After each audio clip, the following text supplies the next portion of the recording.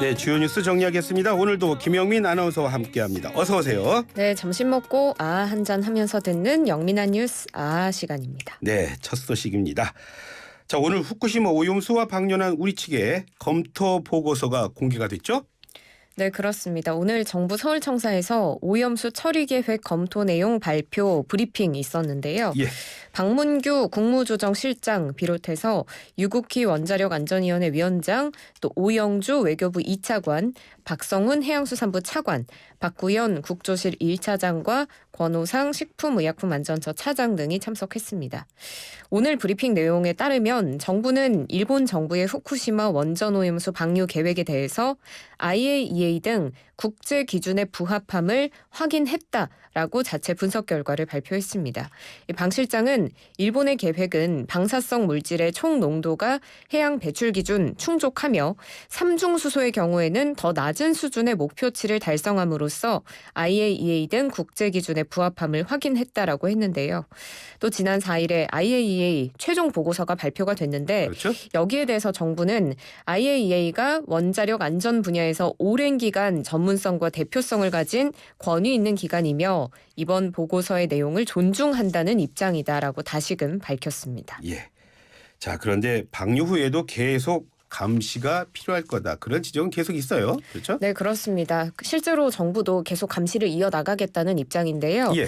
박문규 실장은 이번 검토 결과가 지금까지 일본이 제시한 계획의 적절성을 검증한 것일 뿐이다라고 밝히면서 앞으로도 정부는 IAEA 그리고 일본과 협의해서 일본의 최종 방류 계획 파악하고 오염수 처리 계획에 변동이 있으면 추가적인 검토 실시할 것이라고 밝혔습니다. 네.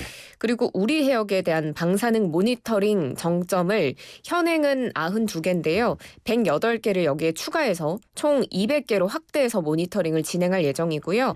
예. 일본 근접 공해상의 8개 지점에서 매월 조사를 실시하게 됩니다. 자, 무엇보다도요. 후쿠시마산 수산물 수입에 대한 걱정이 진짜 큽니다. 여기에 대한 정부의 입장 한번 정리해 볼까요? 네, 그렇습니다. 현재 정부는 일본 후쿠시마 포함해서 인근 8개 현의 모든 수산물 그리고 15개 현의 27개 품목 농산물 수입 금지하고 있죠. 그렇죠? 정부는 오염수 방류와 이 후쿠시마산 농수산물 수입 금지 조치는 무관하다고 강조했습니다. 2013년 9월에 도입한 수입 규제 조치 모든 국민들께서 안심하실 때까지 유지할 계획이라는 점을 다시 한번 강조드리며 이 점에 대해서는 더 이상의 염려가 불필요하다는 점을 명확하게 말씀드린다라고 밝힌 겁니다. 네. 그리고 국내산 수산물 안전관리에 대한 언급도 있었거든요. 예. 2011년에 일본의 원전 사고 이후에 지금까지 국내에서 생산되고 유통 단계를 거치는 수산물 7만 6천 건에 대한 방사능 검사 결과 단 한 건도 부적합 사례는 나오지 않았다고 합니다. 그렇지만 또 국민적인 우려가 있는 것을 고려해서 이 수산물에 대한 방사능 검사 목표 건수도 지난해 4천 건에서 올해 8천 건 이상으로 2배 이상 확대를 해서 국민 식탁에 이 수산물이 오르기까지 모든 경로를 빈틈없이 관리할 계획이다라고 밝혔습니다. IAEA 사무총장도 우리나라 오늘 오죠? 그렇습니다. 라파엘 그로시 IAEA 사무총장 오늘 저녁쯤에 도쿄를 떠나서 저녁쯤에. 네, 예. 우리나라에서 약 2박 3일 동안의 일정을 이어가게 됩니다. 예. 후쿠시마 오염수 시찰 단장이었던 유국희 원자력 안전위원장 만나서 면담하고요. 박진 외교부 장관도 만나게 됩니다. 방일 이후에 곧바로 방한을 하는 건 아무래도 우리가 주변국이고 오염수 방류에 대한 주요 이해 당사국인 만큼 예. 이번 IAEA 최종 보고서 내용을 우리 정부에 설명하기 위한 것으로 보입니다. 예. 자, 일본의 상황을 좀 살펴보면 예. 일본은 지금 IAEA 최종 보고서가 나왔잖아요. 나왔죠? 그래서 원자력 규제위원회가 후쿠시마 원전 운영사인 도쿄전력에 대해서 오염수 방출 최종 설비 검사에 문제가 없다라면서 검사 종료증을 이제 교부하게 됩니다. 예. 방류에 필요한 사전 절차는 모두 끝났기 때문에 끝났고. 이제 언제든지 오염수를 방류할 수 있다라는 뜻인데요. 원래 일본 정부는 여름부터 하겠다라고 했던 만큼 예. 당장 다음 달부터 방류가 이뤄지지 않을까 하는 전망이 나오고 있는데요. 일본 정부는 구체적인 일정에 대한 언급을 피하고는 있지만 그렇다고 부인도 하지 않고 있는 상황이거든요. 그래서 방류 일정은 계속 지켜봐야 할 것 같습니다. 예. 자, 다음 소식 알아보겠습니다. 엘리베이터에서 이웃 여성을 성폭행할 목적으로 폭행한 남성이 또 사회적 공분을 사고 있다고요?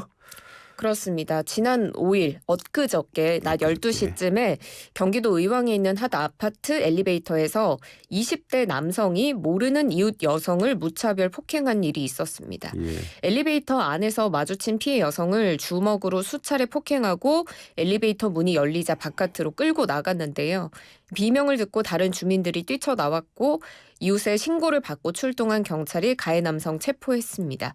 이 남성은 경찰에 자신이 성폭행을 하려고 이 범행을 저질렀다고 진술했습니다.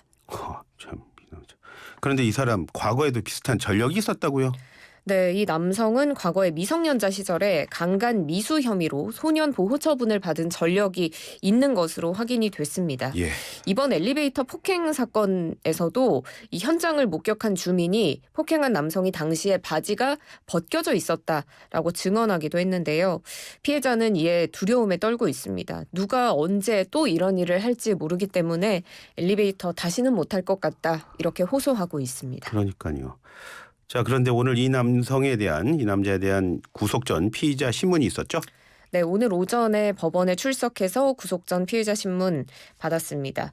피해자와 피해자 가족들에게 미안하다면서 성폭행 저지르려 했다는 점을 인정했습니다. 그래서 경찰은 지금 구속영장에 강간치상죄를 적시했는데요. 예. 이 미수에 그치기는 했지만 처음부터 목적이 성폭행이었기 때문에 이렇게 혐의가 적용이 됐습니다.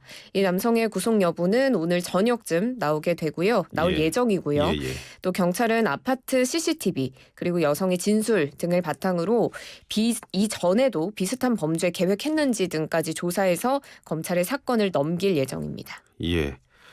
자, 한 남성이 카페 여성업주를 또 강제로 끊어하는 그런 사건도 가져오셨네요.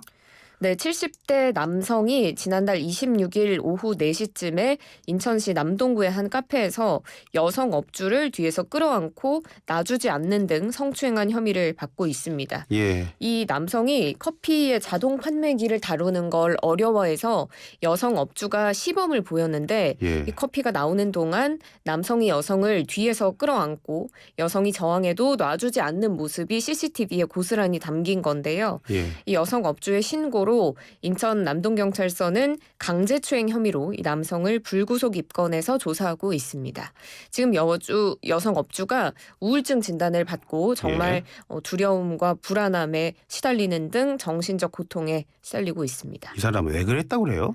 네, 처음에는 취재진이 찾아가서 이제 왜 그랬느냐를 물었는데요. 성추행이 아니다라면서 막 기자를 대상으로 재연까지 해 보입니다. 예. 반가워서 어깨를 짚은 거다라고 하면서 자신은 거짓말을 할 줄 모른다 이렇게 발뺌하는 모습 보였는데요. 예. 그런데 경찰에서 CCTV 영상을 보여주자 관련 혐의를 인정한 것으로 보입니다. 범행 이유에 대해서는 반가워서 그랬다 뭐 이런 식으로 진술을 했는데요. 이 피해자인 여성 업주에 따르면 이 남성이 기왕 만진 거 한 번 더 만져보자 이렇게 말하면서 끌어안았다고 하고요. 그 소리가 아직도 귀에 생생하다라면서 고통스러움을 호소했습니다. 예. 자, 마지막 소식 알아보겠습니다. 세월호 유가족을 향해서 모욕성 발언을 한 차명진 전 의원의 1심 결과가 나왔어요.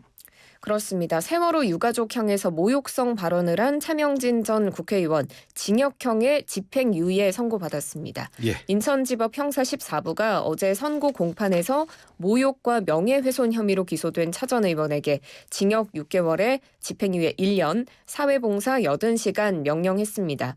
세월호 참사 5주기를 앞둔 지난 2019년 4월 15일에 차 전 의원이 자신의 소셜미디어에 유가족들을 모욕한 혐의로 기소가 된 건데요. 예. 당시 글에 보면 세월호 유가족들 자신의 죽음에 대한 세간의 동병상련을 회쳐먹고 찜쪄먹고 그것도 모자라 뼈까지 발라먹고 진짜 징하게 헤쳐먹는다라고 썼습니다. 이 외에도 지난 2020년 4.15 총선 앞두고 열린 선거 토론회 유세에서도 세월호 유가족의 명예를 훼손한 혐의 등도 받았습니다. 재판부는 어떤 입장입니까? 네, 재판부는 차 전 의원이 페이스북에 올린 글은 피해자를 특정하지 않았기 때문에 검찰 공소 기각해야 한다는 주장에 대해서 글을 보면 세월호 유가족이라고 구체적으로 특정했다. 라고 판단을 했고 그리고 세월호 유가족이 과다한 보상금으로 이익을 챙겼다는 내용은 의견이나 논평에 해당해서 위법성이 없다는 차 전 의원의 주장을 받아들이지 않았습니다. 예. 그리고 징하게 헤쳐먹는다 이런 표현들은 피해자를 조롱하거나 혐오하는 표현이기 때문에 자극적이고 반인륜적 표현으로 인격을 비난한 것은 모욕으로 보기에 타당하다고 말했습니다. 그러면서 지금 피고인의 발언으로 인한 사회적 파장이 상당히 컸고 정치인의 무게감을 생각하면 이 큰 피해를 줘서 죄질이 가볍지 않다라고 판단을 했는데요. 예. 그렇지만 이 피고인이 오래전에 다른 범죄로 벌금형 선고받은 것 외에는 다른 전과가 없고 소송을 통해서 민사적으로 피해자들의 손해가 보전될 것으로 보이는 점 등을 감안했다면서 양형 이유까지 밝혔습니다. 네. 지난 한 주 수고하셨습니다. 네, 고맙습니다. 예, 지금까지 김영민 아나운서와 함께했습니다.